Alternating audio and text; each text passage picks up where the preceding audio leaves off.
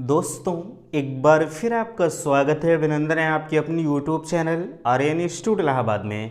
दोस्तों, जैसा कि बोर्ड पर आप देख पा रहे हैं, आज एक बार फिर आपके बीच में हम चर्चा कर रहे हैं यूपी डीएलएड प्रथम सेमेस्टर बैच 2023 पर। जैसा कि आप सभी को पता है, लगातार अनवरत अगर देखा जाए तो डीएलएड प्रथम सेमेस्टर का एक एक वीडियो हम आपके बीच में देने का प्रयास कर रहे हैं और बिल्कुल हर एक सब्जेक्ट की वीडियोस जा रही है। ऐसा नहीं है कि सिर्फ एक ही वीडियो जा रहा है, ठीक है। चाहे वो मैथ की वीडियो हो, चाहे वो आपके एजुकेशन फर्स्ट पेपर हो या सेकंड पेपर हो, संस्कृत हो, हिंदी हो, हर एक सब्जेक्ट की वीडियो कंटिन्यू में करने का प्रयास कर रहा हूं, ठीक है। मैंने कहा है मैं आपके एग्जाम को टारगेट कर रहा हूं। आप लगातार ये भी पूछते हैं कि भैया हमारा एग्जाम कब होगा, तो मैंने आपसे बताया है जहां तक एग्जाम का सवाल है तो आपका जो एग्जाम है बाबू, ये मानकर चलिएगा कि जून में होने के चांसेस कहे जा रहे हैं। हालांकि अभी चुनाव है, ठीक है।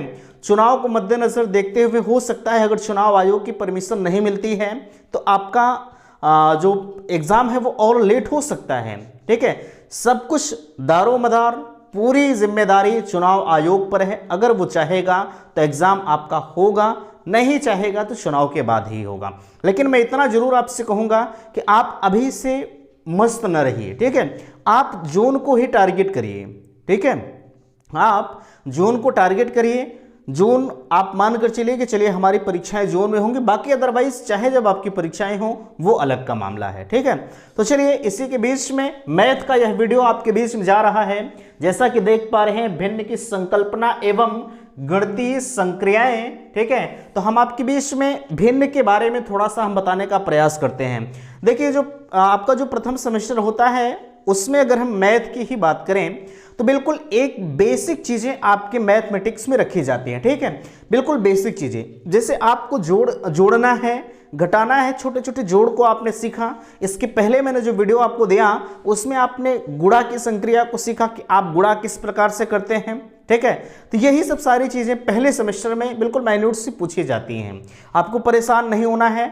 हाँ, एक समस्याएं आपके लिए बनती हैं कि आप ये भी कहते हैं कि भैया इसी सब्जेक्ट में हमारा बैक सबसे ज़्यादा लगता है।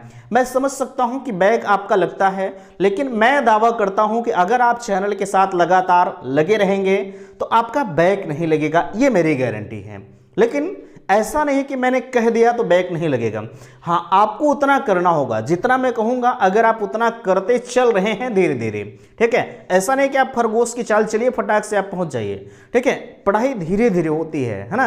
आप धीरे धीरे करते हुए एक एक सीढ़ी को चढ़िए। मैं चैलेंज करता हूं कि कभी आपका बैक नहीं लगेगा। मैं पर्सनल मैथ की ही बात नहीं कर रहा हूं। मैंने जो भी सब्जेक्ट आपको पढ़ाया है, ठीक है, और जो भी सब्जेक्ट आगामी पढ़ाया जाएगा, कभी आपका लगेगा नहीं, क्योंकि उसमें हम आपको ये तौर तरीके भी बता रहे हैं कि आप एग्जाम में कैसे अपनी कॉपी को लिखेंगे, कैसे क्या करेंगे। हर एक चीज़ों को हम बताने का प्रयास कर रहे हैं, ठीक है। तो चलिए, बहरहाल बिना समय को गंवाए हम आपको लेके चलते हैं अपनी श्रृंखला पर। लेकिन उससे पहले मैं आपसे इतना जरूर पूछूंगा कि प्लीज इसके पहले जो चीज़ें आपको दी गई, क्या वो समझ में आ रही हैं कि नहीं आ रही हैं, आप मुझे अवगत जरूर कराइएगा, ठीक है। तो बहरहाल यहाँ देखिए, कहा जा रहा है डीएलएड प्रथम सेमेस्टर जो है भिन्न की संकल्पना एवं गणितीय संक्रियाएं, ठीक है, ये आपका अलग है। चलिए, इसी के क्रम में जैसे भिन्न को पढ़ने से पहले या कोई भी टॉपिक पढ़ने से पहले एक चीज आपके मन में आता है, ठीक है। जैसे हम आपको भिन्न पढ़ा रहे हैं तो आपके मन में आ रहा होगा कि आखिरकार भिन्न होती क्या है, जिसे हम इंग्लिश में फ्रैक्शंस कहते हैं, ठीक है। भिन्न होती क्या है, तो यहां देख सकते हैं मैंने भिन्न की परिभाषा भी दे रखा। कहा जा रहा है कि ऐसी संख्या जिन्हें हम p/q के रूप में व्यक्त कर सकें उसे हम क्या कहेंगे, उसे हम भिन्न कहते हैं। एक नंबर में पूछ सकता है कि आप भिन्न की परिभाषा दीजिए, ठीक है। तो भिन्न की परिभाषा आपको एक नंबर में देना है, बिल्कुल सरल सा है। जिन्हें हम p/q के रूप में व्यक्त कर सकें उसी को हम भिन्न कहते हैं, ठीक है। लेकिन यहाँ एक चीज और देना होगा। जैसे यहाँ p/q की बात तो आपने कर दिया, लेकिन ये p क्या है और q क्या है। यहाँ देखिए, p आपका अंश है और q आपका हर होता है, ठीक है। p आपका अंश है, q आपका हर होता है, ठीक है। इसे भी आपको बताना पड़ेगा। हालांकि इतना चीजें तो आपको पता ही होगा। मुझे लगता है कि अगर आपने कक्षा 8-10 तक भी पढ़ा होगा मैथमेटिक्स तो भिन्न से आप परिचित हुए होंगे, ठीक है। तो बहरहाल ये सारी चीजें उम्मीद करते हैं कि आप समझ पा रहे हैं, है ना। जिन्हें हम पी बाई क्यू के रूप में व्यक्त करें उन्हें हम भिन्न कहते हैं, ठीक है। अब आपके बीच में भिन्न के कुछ प्रकार आते हैं, है ना। भिन्न के कुछ प्रकार आते हैं जिसमें पहला कहा जा रहा है जिसे हम समभिन्न कहते हैं, पहला प्रकार है, ठीक है। विषम भिन्न है और मिश्र भिन्न है और लास्ट आपका सजातीय भिन्न है, ठीक है। इन चारों भिन्न की परिभाषा आप देख लीजिए।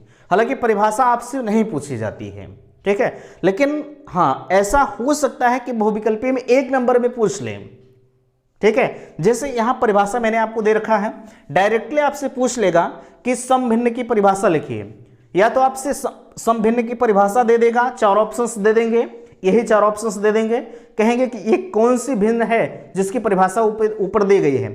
तो आपको यही चीजें कंठस्थ करने की जरूरत है, समझने की जरूरत है, ठीक है। छोटा बड़ा समझने की जरूरत है कि किस भिन्न में हर छोटा होगा, किस भिन्न में अंश छोटा होगा, ठीक है। यही चीजें आप जान जाएंगे तो मुझे लगता है कि आपका बेड़ा पार हो जाएगा।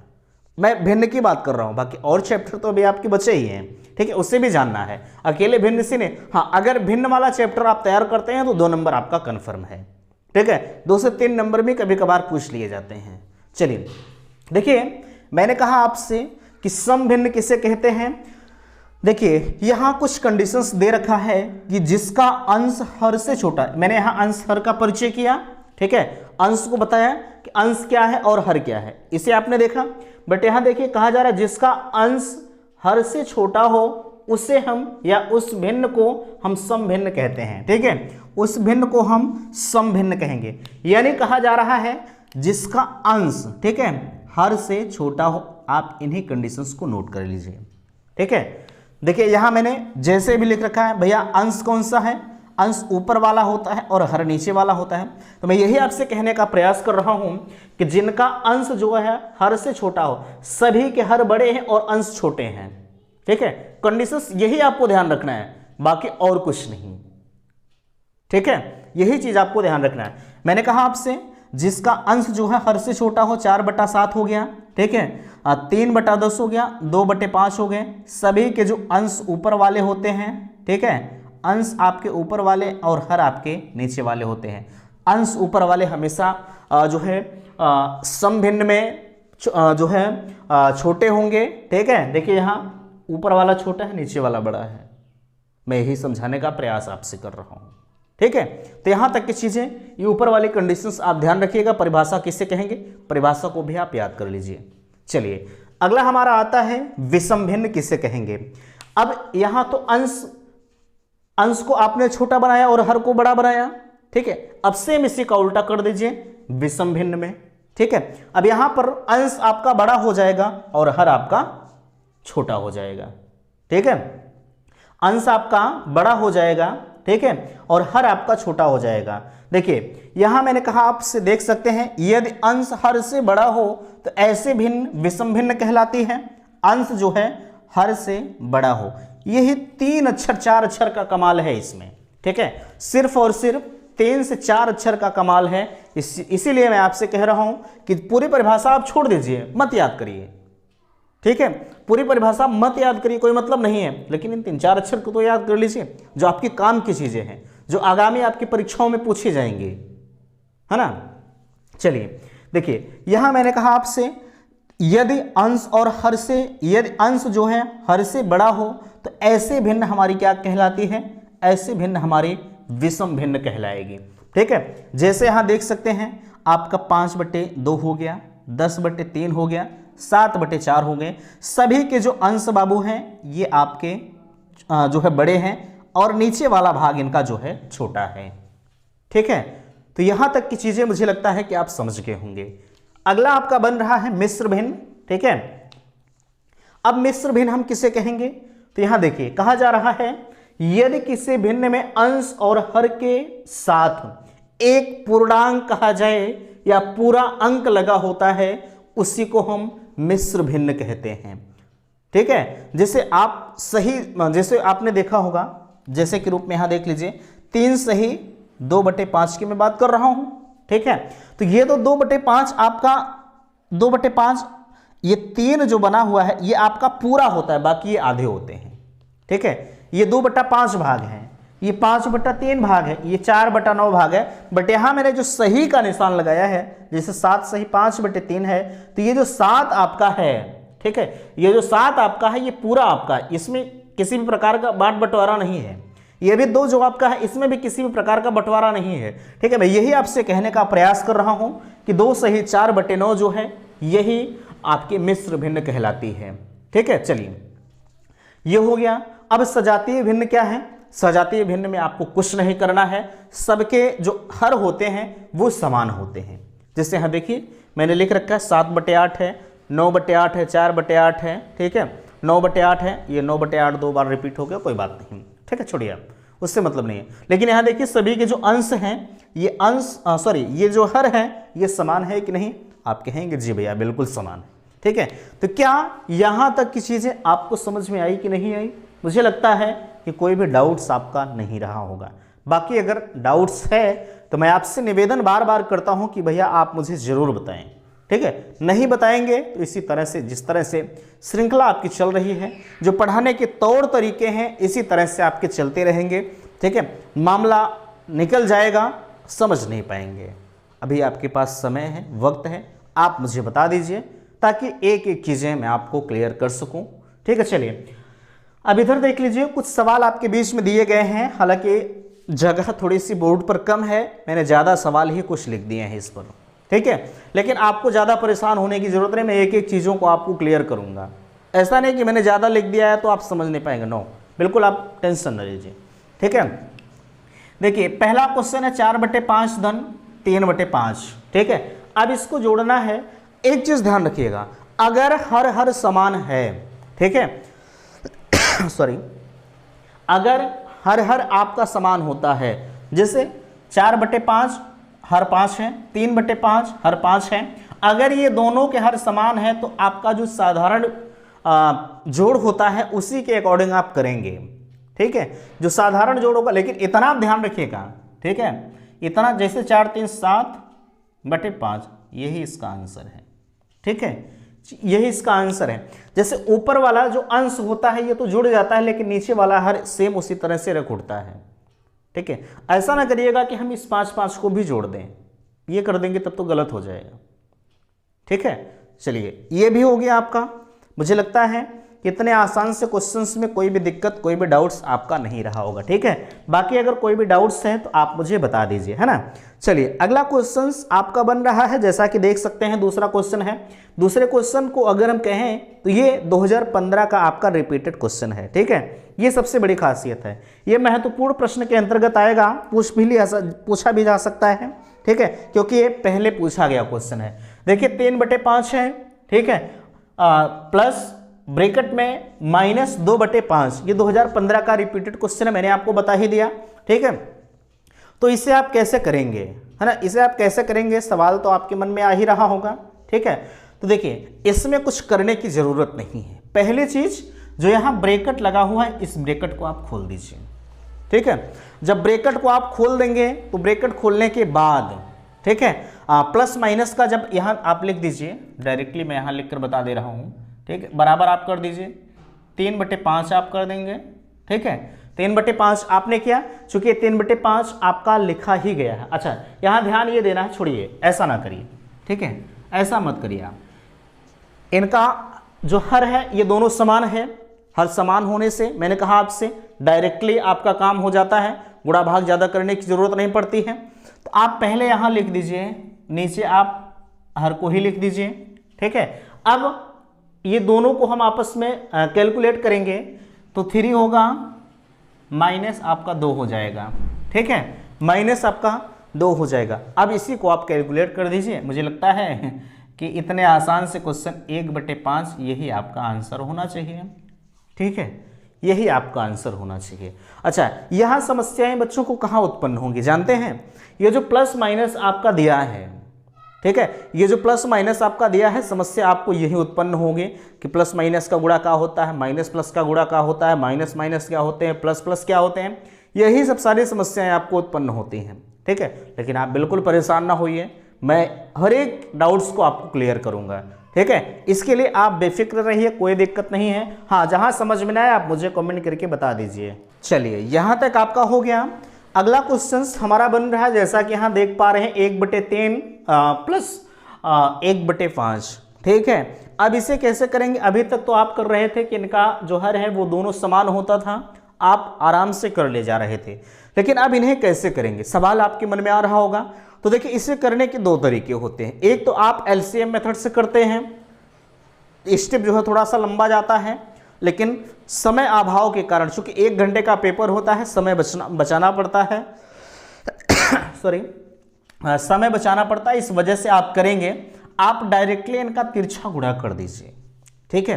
कैसे तिरछा गुणा आप कैसे करेंगे? ध्यान दीजिएगा, जैसे मैंने कहा आपसे 1/3 है, 1/5 है, तो आप करेंगे क्या, है ना। आप कुछ मत करिए, एक चीज आप कर दीजिए, ठीक है। जैसे यहाँ कर दीजिए आप भैया 5 1 के आपका 5 हो गया, और यहाँ प्लस कर दीजिए 3 1 के 3 हो गया, बटे आप कितना लिखेंगे, बटे आप 5 तिहाई 15, यहाँ 5 गुणे 3 15 कर दीजिए, ठीक है। ये आपका हो गया 5 3 8 हो गया, ठीक है, 5 3 8 हो गया, ये 15 हो गया। अब इन्हें आप, ये तो कटेगा है नहीं, ठीक है, 8/15 ये तो नहीं कटेगा, यही आपका लास्ट आंसर। मैंने कैसे किया समझिएगा, इसका गुणा हमने किया और इसका गुणा किया और इसका गुणा किया, ठीक है।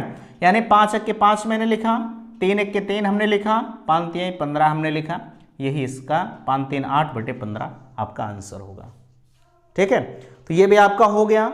चलिए एक क्वेश्चन और आपका बच रहा है। देखिए 3/4 है, बट यहाँ मैंने सिर्फ 5 लिख रखा है और 18/5 है, इसको जोड़ना है। एक समस्या आपके मन में आ रही होगी कि भैया ये तो बटे में लिखा नहीं है, सिर्फ 5 डायरेक्टली लिखा है। तो आप रिकॉर्ड नोट कर लीजिए, ठीक है। अगर कोई भी संख्या डायरेक्टली संख्या ही लिख दी गई है तो हमेशा उसका बटा 1 होता है, ठीक है। यानी आप यहाँ लिख सकते हैं 5/1। अब एक समान संख्या हुई कि नहीं हुई, आप कहेंगे जी भैया हो गई, ठीक है। तो अब आप कैसे करेंगे? जैसे यहां पर तो आपने तिरछा गुणा करके कर दिया, लेकिन अब यहां आपको एलसीएम लेना ही पड़ेगा। क्यों एलसीएम लेना पड़ेगा? क्योंकि यहां 3 संख्याएं हमारी आ रही हैं, 4 है और 5 है, ठीक है, और 1 भी है, इसलिए एलसीएम हर हाल में मुझे लेना पड़ेगा, ठीक है। एलसीएम मुझे हर हाल में लेना पड़ेगा, इसलिए बिल्कुल आप परेशान ना होइए, ठीक है। चलिए हम आपको अगर बताएं तो यहाँ 5 और 4 का एलसीएम ले लीजिए, ठीक है। 5 और 4 का एलसीएम आपका 20 होगा, ठीक है। 5 और 4 का एलसीएम आपका 20 होगा, ठीक है। अब इन्हें कर दीजिए 4 5 20, ठीक है। अब ये जो 4 है और ये 20, इसमें भाग करिए, भागफल कितना आएगा? 5 आएगा। और जो 5 भागफल आपका आ रहा है, जैसे यहाँ आपने भाग किया, ठीक है, आपने भाग कर दिया, देखिए 4 है, 4 5 20 आ गया, ये तो कट गया।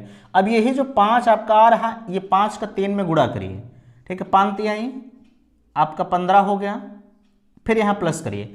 अब एक विषय कितना होगा, ठीक है। अब 20 आएगा, ये तो आपको पता ही है, ठीक है, ये तो आपको पता ही है। अब यहाँ 20 आ रहा है, अब 20 25 100 आप कर दीजिए, फिर यहाँ प्लस कर दीजिए।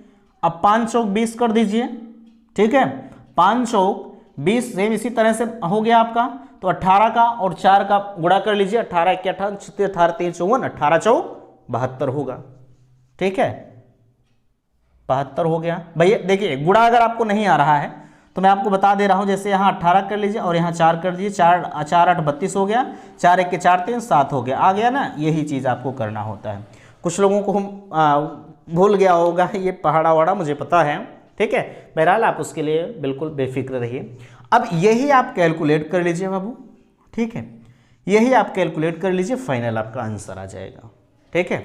तो आप कैलकुलेट करके खुद आप लिख लीजिएगा, मैं कैलकुलेट नहीं करूँगा, ठीक है। आप आंसर मुझे भी बता दीजिएगा कितना इसका आंसर आएगा, आप तरीका समझ लीजिए, ठीक है। तरीका आप जान जाएंगे, कैलकुलेशन आप खुद कर लेंगे, ठीक है।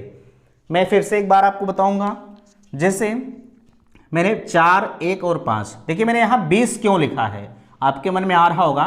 तो 20 देखिए 4 हो गया और ये 1 है और ये 5 है, भाई आपको करना होगा, ठीक है। जैसे आप एलसीएम निकालेंगे, 2 का हमने निकाला, 2 दूना 4 है, यहाँ 1 हम लिख देंगे, यहाँ 5 लिख देंगे, यहाँ बीच में आप कॉमा कर दीजिएगा, ठीक है। फिर यहाँ मैंने 2 लिखा, यहाँ 1 1 और ये 5 कर दिया, ठीक है। और यहाँ आप अब 5 का डायरेक्टली करेंगे क्योंकि 5 किसी संख्या से कटेगा नहीं, तो ये आपका 1 हो गया, ये भी 1 हो गया और ये भी 1 हो गया।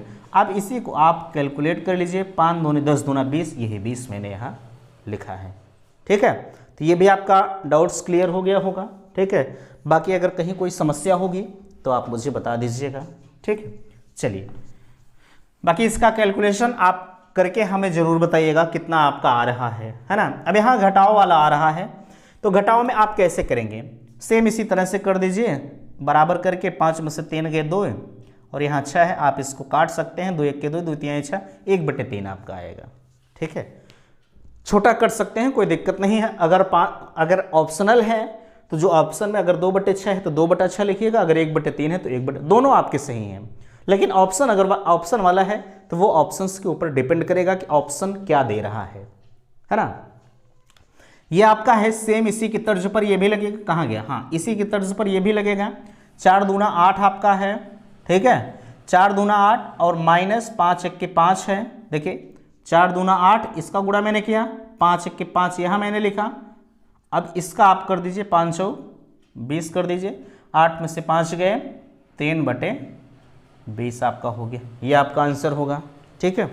3/20 आपका आंसर होगा। अब भैया ये 3/20 तो कटेगा नहीं, इसलिए हमारा वही फाइनल आंसर है, ठीक है।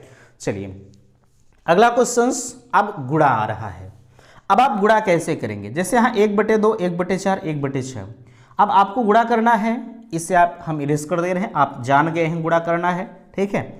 अब मानकर चलिएगा, जैसे अब हम गुणा कैसे करेंगे, अब इसी के बीच में आप स्पेस कम होने की वजह से मैंने डायरेक्टली डिजिट में ही लगा दिया है, ठीक है। अब आप करेंगे क्या, ऊपर का गुणा ऊपर 1 आएगा, भाई 1 का गुणा अगर हम 1 में करते हैं तो 1 आएगा, 1 1 1 1 1 1 ऐसे करते चले जाइए, ठीक है। अब यहाँ 6 दूनी 12, ये आप चाहे जैसे करें, 4 दूनी 8 6 48, ठीक है। 6 चौक 24 दूना 48, 2 चौक 8 8 6 48, चाहे कान इधर से पकड़िए चाहे इधर से पकड़िए, बात एक ही हमारी है, ठीक। 48 हर जगह से आएगा, ठीक है। तो आपका 48 हो गया, ये आपका फाइनल आंसर है ना। अब इसी तरह से आपसे पूछा भी जाएगा, ठीक है, आपको परेशान नहीं होना है। जैसे 1/5 हो गया गुणे 1/7 हो गया, यहाँ मैंने 1 1 लिख रखा है, बट यहाँ 7 भी पूछा जा सकता है ना। अब यहाँ आप कर दीजिए, 7 1 के 7 आपका हो गया, अब 7 5 35 हो गया। अब इसे आप काट दीजिए, 7 1 के 7, 7/35, 7 5 35, या तो आपका ये आंसर बनेगा या तो आपका ये आंसर बनेगा। ऑप्शनल है तो आपका आंसर ऑप्शन में दिया रहेगा, जो रहेगा वो आप लगाएंगे। अन्यथा की स्थिति में अगर कैलकुलेट करना है तो 1/5 से आपका आंसर बनेगा। वैसे 7/35 में भी कोई दिक्कत नहीं है, नंबर आपको पूरा मिलेगा, ठीक है। लेकिन फिर भी आप कोशिश करके छोटा से छोटा आंसर लाइए, है ना। चलिए अगला क्वेश्चन भाग का आपका आ रहा है, भाग को भी अच्छी तरह से ध्यान दीजिए, ठीक है। अब भाग को आपको समझने की जरूरत है, भाग कैसे लगते हैं। भाग में थोड़ा सा आपको समझना पड़ेगा, थोड़ा सा डिजिट को इधर उधर करना पड़ता है, ठीक है। कैसे करना पड़ेगा, अभी ये जो गुणा आपने किया है सेम इसी तर्ज पर आपका होगा, ज़्यादा परेशान नहीं होना है। मैंने यहाँ 5/7 है, फिर से यहाँ लिखते हैं 5/7 भागे 6/7 है। ये आपको क्या करना है, भाग करना है। तो भाग में आप करेंगे क्या, आप 5/7 इस तरह से बराबर आप कर दीजिए, 5/7 आपने किया। अब यहाँ गुणे का चिन्ह, देखिए गुणा आप इसी तरह से करेंगे, जैसे यहाँ तो आपने लिखा है 5/7 है भागे 6/7, यहाँ मैंने 5/7 लिखा है। अब हम भाग कर रहे हैं तो इसका जो सिंबल होता है, जो प्लस है, जो भाग होता है, यहाँ आकर ये गुणा हो जाता है। अब गुणा कैसे होगा, गुणा ये जो मैंने 6/7 लिखा, ये डिजिट चेंज होता है, जो हर है वो अंश में जाता है और जो अंश है वो हर में जाता है, ठीक है। तो यहाँ आपका होगा 7/6 हो जाएगा। अब इसी को आप गुणा कर दीजिए, आपका आंसर आ जाएगा, ठीक है। इसी को आपको गुणा करने की ज़रूरत है, फाइनली आप आंसर तक पहुँच जाएंगे। अब करेंगे क्या, जैसे यहाँ 7 5 35 कर दीजिए, ठीक है। 7 5 35 है और 7 6 का आपका 42 होता है, ठीक है। अब इसे आप काट दीजिए, देखिए किससे कटेगा, 7 से कटेगा, 7 × 5 = 35 है और 7 × 6 = 42, 7/6 ये आपका आंसर है। ठीक है, तो ये भी आप समझ गए होंगे। बाकी अगर दिक्कत है तो मैं तो आपके लिए हमेशा उपलब्ध हूँ। ठीक है, चलिए एक क्वेश्चन और है। यहाँ देखिए ये थोड़ा सा लंबा है ना, बट यहाँ एक कंडीशंस दे रखा है। कंडीशंस क्या दी गई है यहाँ आप समझ सकते हैं कि 3/25 माइनस में दिया है। ठीक है, जो माइनस में दिया गया है इसी से आपको डर लग रहा होगा, मुझे पता है। ठीक है, बट आपको परेशान होने की ज़रूरत नहीं है। चलिए इसे भी हम आपको बताने का प्रयास करते हैं। ठीक है, अच्छा 3/25 है, भागे 2/5 है और भागे 4/5। यहाँ मैंने जो 3/25 लिखा है ये आपको आगे चलकर गलती कर देगा। क्यों? क्योंकि भाई कटना चाहिए लेकिन कटेगा नहीं, तो इसलिए हम इसकी डिजिट को चेंज करते हैं। यहाँ आप 6 कर दीजिए। हाँ, यहाँ आप 6 कर दीजिए। आपने ऐसा किया अगर, है ना, जैसे अगर नहीं कटेगा आगे चलकर मुझे समस्या होगी, मैंने आपको बताया। ठीक है, अब यहाँ आप क्या करेंगे, देखिए अब यहाँ आपको करने, अच्छा यहाँ देखिए 5, देखिए यहाँ भी सिंबल गड़बड़, यहाँ आपका प्लस है। ठीक है, यहाँ आपका प्लस है। अब आप करेंगे क्या, देखिए ये जो मैंने आपको बताया ये तरीका आप इतना जान गए, इतने तरीके तो आपके हो जाएंगे। जैसे यहाँ 6/25 है। ठीक है, आपका यहाँ 6/25 है, यहाँ आप सिंबल लगा दीजिए। ठीक है, अब यहाँ आप गुणे कर दीजिए। ये जो 2/5 है ये 5/2 हो जाएगा, 5/2। अब यहाँ प्लस आपका 4/5 होगा। अच्छा, ये 5/2 मैंने क्यों किया, क्योंकि मैंने आपको बताया अगर यहाँ भाग का सिंबल है, अगर हम भाग कर रहे हैं तो हमेशा इसका जो डिजिट है वो चेंज हो जाता है, ऊपर का नीचे, नीचे का ऊपर हो जाता है ना। अब यहाँ आप इसे काट दीजिए, 5 × 1 = 5 हो गया, 5 × 25 हो गया, 2 × 1 = 2, 2 × 3 = 6। कितना बचा आपका? ठीक है, अब देखिए आपका एक तो 3/5 बचा है। ठीक है, एक तो आपका 3/5 बचा है, ये माइनस में होगा। ठीक है, अब यहाँ आपका प्लस होगा। अब आपका बचा है 4/5 बचा है। ठीक है, अब इसे आप कैलकुलेट कर दीजिए, दोनों का जो हर है वो सेम आ गया है तो आप कर सकते हैं। ठीक है, तो यहाँ देख लीजिए, आप बराबर कर दीजिए, -3 + 4/5 होगा। ठीक है, अब इससे आप कैलकुलेट कर दीजिए। भाई यहाँ माइनस का सिंबल है, यहाँ प्लस है, तो ये आपका माइनस हो जाएगा। 1/5 आपका, 1/5 आपका ये आंसर आ रहा है। ठीक है, तो क्या यह लेक्चर आपको समझ में आया कि नहीं आया, प्लीज़ आप मुझे ज़रूर बताइएगा। ठीक है, बाकी अगर कहीं कोई डाउट्स होगी तो आप अपने डाउट्स को भी पूछ सकते हैं। ठीक है, तो मिलते हैं आपसे नेक्स्ट अगले वीडियो में, तब तक के लिए थैंक्स, धन्यवाद।